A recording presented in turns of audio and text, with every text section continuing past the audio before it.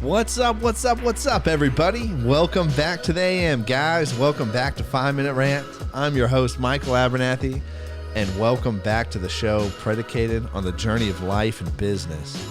Guys, I've got a small ask. If you know somebody that this would help better their lives, maybe help them make more money, pay the bills, take care of their families better. If you know somebody like that, if you don't mind sharing this with them, or even just simply leaving a review or, rating the podcast for me, just help spread the word.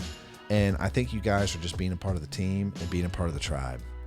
Anyways, everybody, I'm going to jump straight on into this. I want to talk about accountability.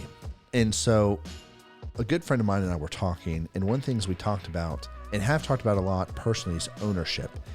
And my definition of ownership is where I take full responsibility for the situation and everything in my life.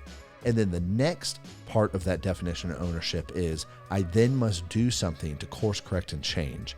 And that brought up the word accountability. And we are talking a lot about this today. And we talk specifically about how responsibility, owning that you caused the problem, won't fix anything if you don't actually do the work after to change and course correct.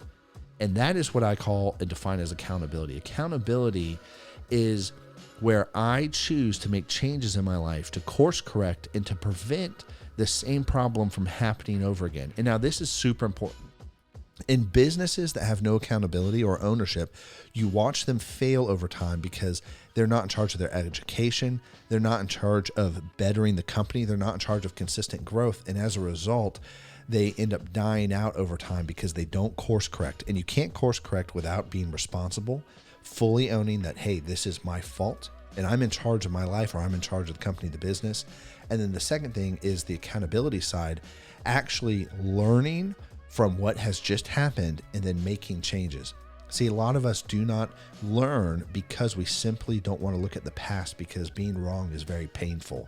And if you can face that and you can overcome being wrong, or if you can overcome making mistakes and then look back at them and learn from them, they'll teach you what not to do. And then now you have a way forward and a path forward for the actions you should take. And so the other thing about accountability is most people, when they think about accountability, they think that it is having somebody in their life that helps hold them accountable to do what they need to do. And that's true. But when somebody thinks about someone else, they're thinking about a friend, or maybe a gym partner, or a business partner, or their spouse. And that's actually the wrong person who's supposed to hold you accountable. The correct person who's supposed to hold you accountable, the correct person who's supposed to hold me accountable is actually me. It's me. I am responsible for holding myself accountable for the decisions I make and the actions I take, and then making sure that I do them. When I woke up this morning and I went and worked out, there was only one person making the decision for me to go work out and to make sure that I showed up and I did the things that I said I was going to do, and that was me. And that's how everything works in life. Now, it helps to have teammates and it helps to have friends and partners who are invested and have a great relationship with you and want you to succeed as well. So they're willing to work with you and willing to go through similar journeys in different times and spaces. But I'm the only person who's holding me accountable. And oftentimes, we think that we are accountable to somebody else, and we're more motivated by not looking bad in front of somebody else or keeping my word for somebody else than I am to myself. But I'm the most important person to keep my word to. See, if I keep my word to myself and I say, hey, I'm going to make my bed, I'm going to drink my water, I'm going to continue to count my calories, right? So I get unfat because I'm on the Get Unfat program. I'm going to do these things. All of a sudden, I start trusting myself. I start trusting myself to do what I'm going to say, which then helps increase I believe in myself.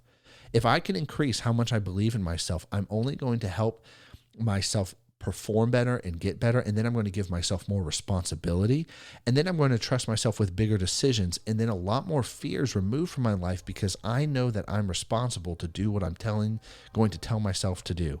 This is why making your bed is huge, because even though it's a small step, if you wake up and say, I'm going to make my bed every day, and you do it, you start believing in yourself more because you have held yourself accountable to make sure that you are doing what you said you were going to do. And then your self-belief goes up, and then you add another little thing and another little thing and another little thing. So accountability, we are accountable only to ourselves.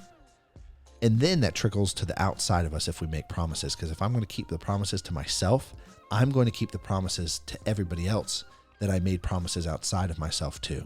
So anyways, guys, I'm out of time and I'll catch y'all later. Peace.